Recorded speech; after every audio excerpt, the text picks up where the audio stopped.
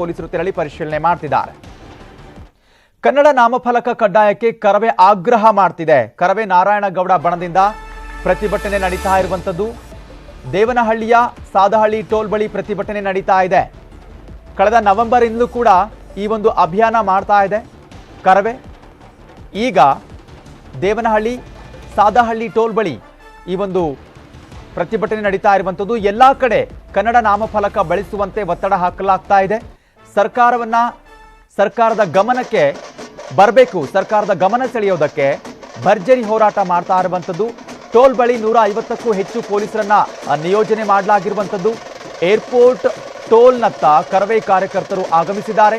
ಪ್ರತಿಭಟನೆ ಉದ್ವಿಗ್ನಗೊಂಡ್ರೆ ವಶಕ್ಕೆ ಪಡೆದು ಕರೆದೊಯ್ಯೋದಕ್ಕೆ 10 BMTC ಬಸ್ಗಳ ವ್ಯವಸ್ಥೆ ಕೂಡ ಮಾಡಿಕೊಂಡಿದ್ದಾರೆ ಪೊಲೀಸರು. ಕರ್ನಾಟಕದಲ್ಲಿ ಕನ್ನಡ ನಾಮಫಲಕಗಳು ಇರಬೇಕು ಎಂಬುದು ಕರವೆಯ ಆಗ್ರಹ ಆಗಿದೆ. 1 ತಿಂಗಳಿಂದಲೂ ಕೂಡ ಈ ಒಂದು ಅಭಿಯಾನ ಮಾಡ್ತಾ ಇರುವಂತದ್ದು.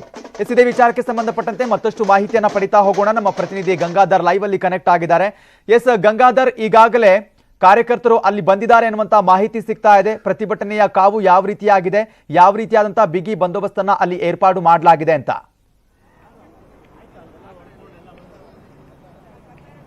ಚೇತನ್, ಕರ್ನಾಟಕದಲ್ಲಿ ಅದರಲ್ಲೂ ಪ್ರಮುಖವಾಗಿ ರಾಜ್ಯದ ರಾಜಧಾನಿ ಬೆಂಗಳೂರಿನಲ್ಲಿ ಕಡ್ಡಾಯವಾಗಿ ನಾಮಫಲಕಗಳನ್ನ ಅಂಗಡಿಗಳು ಮತ್ತೆ ಉದ್ಯಮಗಳು ಎಲ್ಲಾ ಕಡೆ ಕೂಡ ಕಡ್ಡಾಯವಾಗಿ ನಾಮಫಲಕಗಳನ್ನ ಕನ್ನಡದಲ್ಲಿ ಹಾಕಲೇಬೇಕು ಅಂತೇಳಿ ಕರವೇ ನಾರಾಯಣಗೌಡರ ಬಣ ಕಳೆದ 1 ತಿಂಗಳಿಂದ ಒಂದು ಅಭಿಯಾನವನ್ನು ಹಮ್ಮಿಕೊಂಡಿತ್ತು. ಅದೇ ರೀತಿಯಾಗಿ ಇವತ್ತು ಏನು ಸಾದಳ್ಳಿ ಗೇಟ್ ಇಂದಲೂ ಒಂದು ಪ್ರತಿಭಟನಾ ರ್ಯಾಲಿಯನ್ನು ಹಮ್ಮಿಕೊಂಡಿದ್ದಾರೆ. ಈ ನಿಟ್ಟಿನಲ್ಲಿ ಪೊಲೀಸರು ಸಾಕಷ್ಟು ಭದ್ರತೆಯನ್ನ ಮಾಡಿಕೊಂಡಿರುವಂತದ್ದು. ಸುಮಾರು 10ಕ್ಕೂ ಹೆಚ್ಚು ಬಸ್ಗಳನ್ನ ಇಲ್ಲಿ ನಿಯೋಜನೆ ಮಾಡಿಕೊಂಡಿದ್ದಾರೆ. ಆದ್ರೆ 2 ಹಂತದಲ್ಲಿ ಈಗ ತಂಡವಾಗಿ ಕರವೇ ಕಾರ್ಯಕರ್ತರೆಲ್ಲರೂ ಕೂಡ ಬರ್ತಾ ಇರುವಂತದ್ದು. ಆದ್ರೆ ಸಿಟಿಗೆ ಯಾವುದೇ ರೀತಿ ಇಲ್ಲಿಂದ ಅವ್ರು ಹೋಗದಂತೆ ಬ್ಯಾರಿಕೇಡ್ಗಳನ್ನ ಹಾಕಿದ್ದಾರೆ. ಜೊತೆಗೆ ಪೊಲೀಸರನ್ನ 2 ಹಂತದಲ್ಲಿ ಸುಮಾರು 500ಕ್ಕೂ ಹೆಚ್ಚು ಮಂದಿ ಪೊಲೀಸರನ್ನ ಇಲ್ಲಿ ಬಂದೋಬಸ್ತ್ಗೆ ನಿಯೋಜನೆ ಮಾಡಿಕೊಂಡಿರುವಂತದ್ದು. ಮತ್ತೊಂದ್ ಕಡೆ ಈಗ ಏನ್ ಟೋಲ್ ಇದೆ ಅಂದ್ರೆ ದೇವನಹಳ್ಳಿಯ ಒಂದು ಟೋಲ್ ಇದೆ ಸಾದಹಳ್ಳಿ ಗೇಟ್ ಬಳಿ. ಆ ಟೋಲ್ ಬಳಿ ಒಂದು ಬದಿಯಲ್ಲಿ ಏನು ಕರವೇ ಕಾರ್ಯಕರ್ತರು ಬರೋದಕ್ಕೆ ಮತ್ತೆ ಅವರ ಹೋರಾಟಕ್ಕೆ ಪ್ಲಾನ್ ಮಾಡ್ಕೊಂಡಿರುವಂತದ್ದು. ಅದರ ಜೊತೆಯಲ್ಲಿ ಇವರು ಏನು ಬೇರೆ ಕಡೆ ವೆಹಿಕಲ್ಸ್ ಮೂವ್ಮೆಂಟ್ ಏನಾಗುತ್ತೆ, ಆ ವೆಹಿಕಲ್ಸ್ ಮೂವ್ಮೆಂಟ್ ಕೂಡ ಬೇರೆ ಕಡೆ ಯಾವುದೇ ರೀತಿ ಟ್ರಾಫಿಕ್ ಜಾಮ್ ಆಗದಂತೆ ಪೊಲೀಸರು ಬಿಗಿ ಬಂದೋಬಸ್ತ್ ಅನ್ನ ಮಾಡ್ಕೊಂಡಿರುವಂತದ್ದು. ಜೊತೆಗೆ ಬಸ್ಗಳನ್ನ ಸಾಲಾಗಿ ನಿಲ್ಸ್ಕೊಂಡಿದ್ದಾರೆ. ಒಂದು ವೇಳೆ ಏನಾದ್ರೂ ಬ್ಯಾರಿಕೇಡ್ ಗಳನ್ನ ಇದೇ ರೀತಿಯಾಗಿ ತಳ್ಳಿ ಅವರು ಮುಂದಕ್ಕೆ ಹೋದಂತಹ ಸಂದರ್ಭದಲ್ಲಿ ಅವರೆಲ್ಲರೂ ಕೂಡ ವಶಕ್ಕೆ ಪಡೆಯುವಂತಹ ಕೆಲಸವನ್ನ ಪೊಲೀಸರು ಮಾಡುವಂತದ್ದು. ಈಗ ಸದ್ಯ ಯಾವುದೇ ರೀತಿಯ ಅಹಿತಕರ ಘಟನೆಗಳು ನಡೀಬಾರದು, ಈ ಸಂದರ್ಭದಲ್ಲಿ ಏನಾದರೂ ಸಮಸ್ಯೆಗಳಾದಂತಹ ಸಂದರ್ಭದಲ್ಲಿ ಅವರೆಲ್ಲ ಕೂಡ ಕಟ್ಟೆಚ್ಚರವನ್ನ ಈಗ ಪೊಲೀಸರು ವಹಿಸಿಕೊಂಡಿರುವಂತದ್ದು. ಮತ್ತೆ ಈ ಒಂದು ಅಭಿಯಾನದಲ್ಲಿ ನಾರಾಯಣಗೌಡರು ಇನ್ನು ಕೆಲವೇ ಕ್ಷಣಗಳಲ್ಲಿ ಅವರು ಭಾಗಿಯಾಗುವಂತದ್ದು. ಈ ಬಗ್ಗೆ ಸದ್ಯ ಅವರು ಕೂಡ ಇಲ್ಲಿ ಎಲ್ಲ ಕೆಲವರು ಈ ರಸ್ತೆ ಬದಿಯಲ್ಲೇ ಈಗ ನೋಡಬಹುದು. ಈ ರೋಡ್ ಅಲ್ಲಿ ಈಗ ಸದ್ಯ ಅವರು ಇಲ್ಲೇ ಕುಳಿತುಕೊಂಡು ಅವರು ನಾಮಫಲಕಗಳನ್ನ ಕಡ್ಡಾಯವಾಗಿ ಮಾಡಲೇಬೇಕು ಅಂತ ಕೂಡ ಅವರು ಹೇಳಿಕೆಗಳನ್ನ ಕೊಡ್ತಾ ಇರುವಂತದ್ದು. ಈ ಸಂದರ್ಭದಲ್ಲಿ ಈಗ ಅವ್ರು ಕರವೇ ಅವರು ನಾರಾಯಣಗೌಡರ ಬಣ ಏನಿದೆ ಅವ್ರು ಮಾತಾಡಿಸ್ತೀನಿ. ಇಲ್ಲೇ ಅವರ ಕಾರ್ಯಕರ್ತರು ಏನ್ ಹೇಳ್ತಾರೆ ಅದ್ರ ಬಗ್ಗೆ ಹೇಳ್ತೇನೆ. ಸರ್, ಎಲ್ಲರೂ ಕೂಡ ಕರವೇ ನಾರಾಯಣಗೌಡರ ಬಣ ನಾಮಫಲಕಗಳನ್ನ ಕಡ್ಡಾಯವಾಗಿ ಬಳಸಬೇಕು ಅನ್ನೋದು ಕರ್ನಾಟಕದ ಎಲ್ಲಾ ಮಾಲ್ಗಳಲ್ಲಿ ಅಂಗಡಿ ಮುಗ್ಗಟ್ಟುಗಳ ಮೇಲೆ ಕನ್ನಡ ನಾಮಫಲಕ ಅಳವಡಿಸಲೇಬೇಕು. ಸರ್ಕಾರನೇ ಗಡುವು ನೀಡಿದೆ 27ರವರೆಗೂ. ಹಾಗಾಗಿ ನಾವು ಕನ್ನಡ ನಾಮಫಲಕ ಬಳಸಲೇಬೇಕು.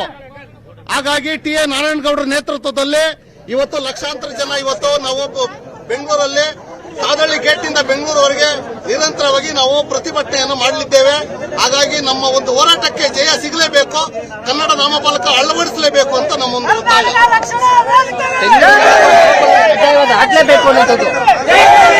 ಸರ್ಕಾರದಲ್ಲಿ ನಿರ್ಣಯ ಆಗಿದೆ 60 ಭಾಗ ಅಂದ್ಬಿಟ್ಟು ಸನ್ಮಾನ್ಯ ಮುಖ್ಯಮಂತ್ರಿಗಳು ಹೇಳಿದ್ದಾರೆ.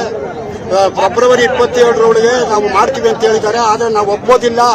ಈ ತಿಂಗಳಲ್ಲೇ ನಾಮಫಲಕ ಹಾಕಬೇಕು. ಕರ್ನಾಟಕ ರಕ್ಷಣಾ ವೇದಿಕೆ ನಾರಾಯಣಗೌಡ ಅವರ ನೇತೃತ್ವದಲ್ಲಿ ಇಡೀ ರಾಜ್ಯದಿಂದ 40,000 ಮೇಲ್ಪಟ್ಟು ಕಾರ್ಯಕರ್ತರು ಅಲ್ಲಲ್ಲೇ ಭಾಗ ಮಾಡಿದ್ದಾರೆ. ಆ ಏಷ್ಯನ್ ಮಾಲ್ ದೌರ್ಜನ್ಯ ಖಂಡಿಸಿ ಅಲ್ಲಿ ಎಷ್ಟೋ ಪೊಲೀಸ್ ಬಂದೋಬಸ್ತ್ ಇದ್ರು ಅಲ್ಲಿ ನುಗ್ತೀವಿ. ಇಲ್ಲಿ ಬಂಧನ ಮಾಡಿದ್ರೂ ನಾವು ಅಲ್ಲಲ್ಲೇ ಭಾಗಗಳು ಮಾಡಿದೀವಿ.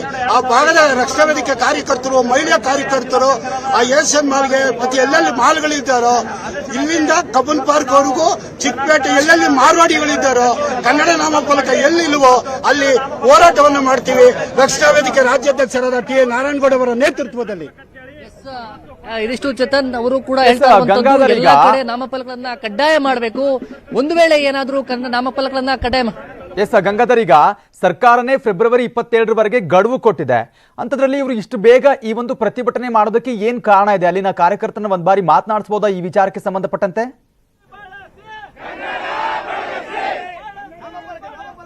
ಎಸ್ ಖಂಡಿತವಾಗಿಯೂ ಚೇತನ್, ಆದ್ರೆ ಕಳೆದ ಒಂದು ತಿಂಗಳಿಂದಲೂ ಸಹ ಇವರು ಅಭಿಯಾನವನ್ನ ಹಮ್ಮಿಕೊಂಡಿದ್ರು. ಒಂದು ಕಡೆ ಈಗ ಬಿಬಿಎಂಪಿ ಕೂಡ ಸೂಚನೆ ಕೊಟ್ಟಿದೆ ಫೆಬ್ರವರಿ ತಿಂಗಳವರೆಗೂ ಕೂಡ. ಆದ್ರೆ ಇವರಿಗೆ ಸಮಯ ಕೊಟ್ಟು ನಾವು ಕನ್ನಡ ನಾಮಫಲಕಗಳನ್ನ ಅಳವಡಿಸಿಕೊಳ್ಬೇಕನ್ನೋದು ಇವರ ಆಕ್ರೋಶ ಆಗಿರುವಂತದ್ದು.